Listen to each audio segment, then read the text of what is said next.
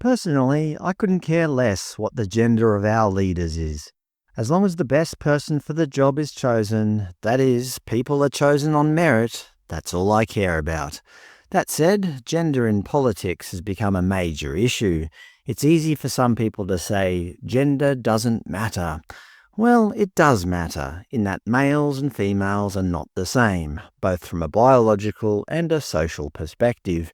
Not to mention that half the population is female and the other half male, so to say that gender doesn't matter is kind of idealistic nonsense. In reality, many men prefer male leaders, and many women want to see more female leaders, and that's just the reality of it. But it's certainly not the be-all and end-all. Personally, I'd rather vote for a down-to-earth, common-sense woman than a woke man, and I'm sure many of you would do the same.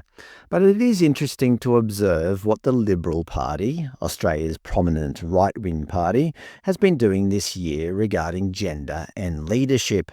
Perhaps out of desperation to win more votes, they've gone on a female recruitment drive. In May this year, the BBC reported, Susan Lee, Australia's Liberal Party names first female leader.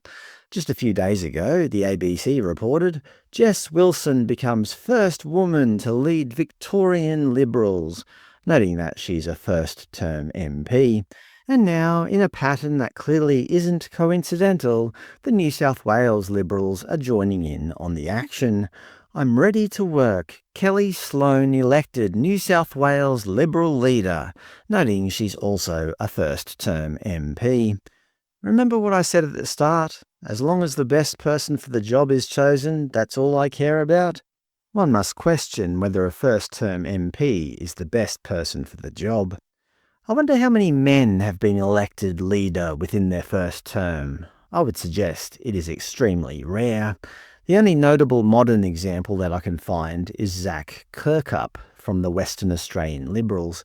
In November 2020, the ABC reported, WA Liberals elect 33-year-old first-term MP to lead the party in the March election. And how did that end? The Guardian reported just 4 months later, Mark McGowan leads Labor landslide in WA as Liberals' worst fears are realised. A humiliating defeat to Zach Kirkup's Liberal Party.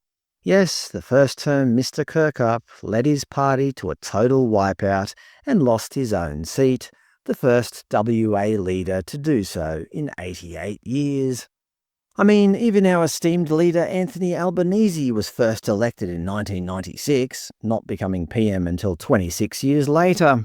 It's just interesting that these two ladies have been promoted to leader so quickly.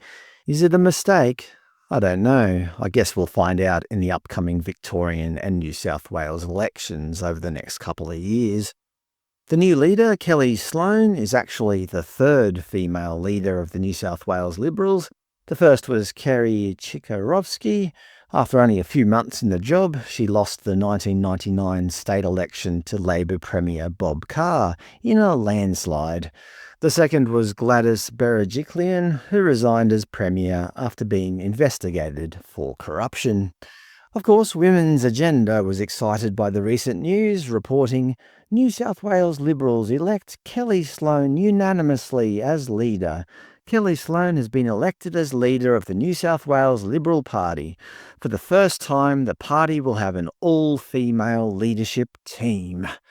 Unsurprisingly, a publication 100% owned and run by women is happy when more women are in positions of power. As I said, the Liberals seem to be on a female recruitment push. They even have a webpage dedicated to Liberal women, where you can browse through a whole bunch of parliamentarians who don't have XY chromosomes. So there we have it, another female Liberal leader in Australia. Will it turn the tide in the upcoming elections? Or is this recent obsession with gender going to have the opposite effect?